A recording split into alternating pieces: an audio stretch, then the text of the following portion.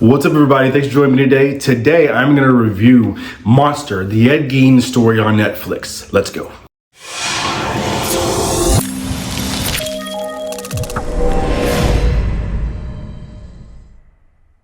All right, guys. So I normally don't do TV shows. Couple reasons.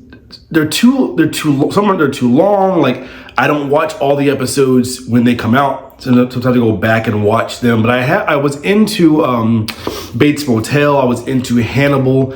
I watched the first episode of Clarice. And there's been a few horror movie TV shows that I've been into. I actually think I did a review of one episode of the Chucky series some years ago. But even with that one, I didn't watch them when they premiered. I usually went back and watched them later on. So that's why I don't really do a lot of those. This one's different. A couple of reasons. It's only 8 episodes long, and it's about Ed Gein. Now, for those of you that are horror fans, hardcore horror fans, Ed Gein is like a household name. Not in the pot. I mean, we're not going to elevate him up, but in terms of what he's done, what he has, his impact on horror. As you saw from the TV show, if you've seen it, there are tons of movies that were influenced by the crimes he committed. Texas Chainsaw Massacre is one of them. The Rob Zombie's House of a Thousand Corpses and Devil's Rejects is one of them. Psycho is one of them. Silence of the Lambs. There's a lot of movies that had his blueprint on it. So I was excited when I heard about this story coming out, especially the way that Dahmer was. Dahmer was good. I didn't see the Menendez brothers one, but Dahmer was good. But I was still excited. And all right, let me just get into what I like first. Okay, the person who played Ed Gein was awesome. Now, I've never heard Ed Gein talk. I never went back and watched like interviews with him or anything like that. So I never heard him talk, but I didn't know him to be, or read about him to be a meek individual for the most part. And all the townspeople said he won't hurt a fly and things like that. So I would imagine his voice would be very similar, or was very similar to what the actor did in this. He was absolutely amazing. You felt like you're watching true Ed Gein on screen in front of you. And I thought it was phenomenal. They did some callbacks to like, let us know how these movies that Ed Gein inspired came to be. What I did enjoy about that piece was the mindset that certain actors or certain directors have, like Alfred Hitchcock, Tobe Hooper, how they were inspired to even make their movies. I like that part. I think that's about it. Other than that, it was not a good show. It was not a good show at all. If this show was, if you don't know anything about Ed Gein, then you probably liked it.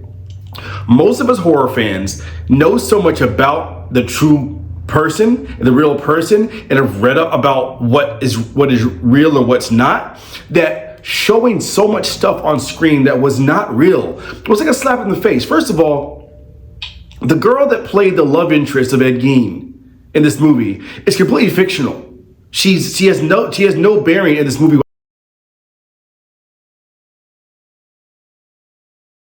whatsoever, or in his in real life whatsoever. That's completely fictional. And even though what I would have liked it to happen, slight spoiler here, is at the end of the series, had she turned out to be a figment of his imagination, that would have been great.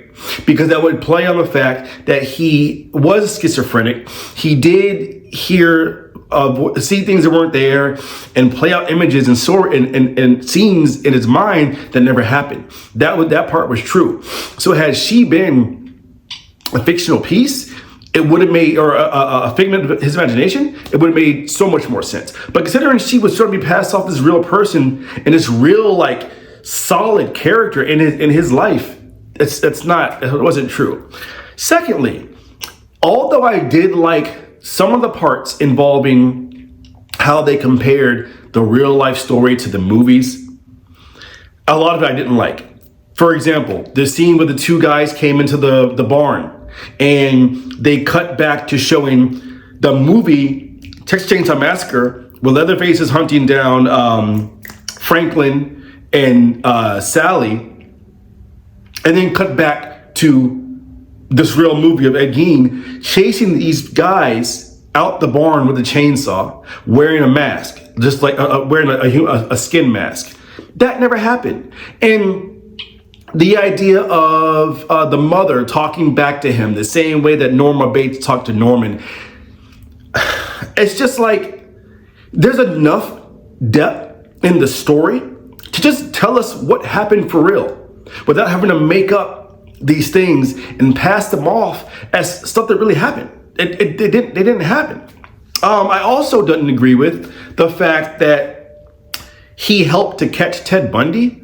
That was not real either. So I don't know. I just don't understand. Like, again, there was so much involved with what he really did do that they didn't need to make all this fake stuff around it. And it really didn't need to be 8 episodes. It could have been 3 or 4 at the most, and then call it a day. And we would have got so much more out of it because it would all been real, all been realistic.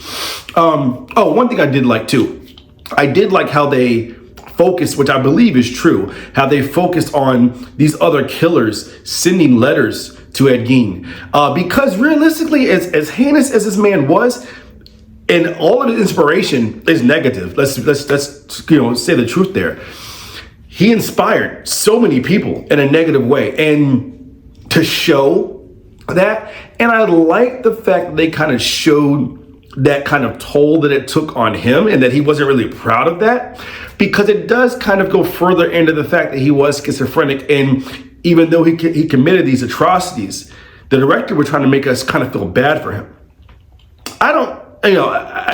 So I did like how that worked in that way. Overall, if you've never seen anything about Ed Gein, don't know anything about him at all, you will enjoy the show. It was a good show for exposing who he was. But if you are a horror fan, which I'm imagining most of you guys are, that have read up or seen things about Ed Gein in the past, this is very skippable. I was very underwhelmed, and I was very upset because I had high hopes for this. So did you guys see it? If you didn't see it, let me know when you're in the comments what you guys thought, because I'm curious. Again, there were good things about it. It just didn't do it for me because of how much unrealistic things they put in it.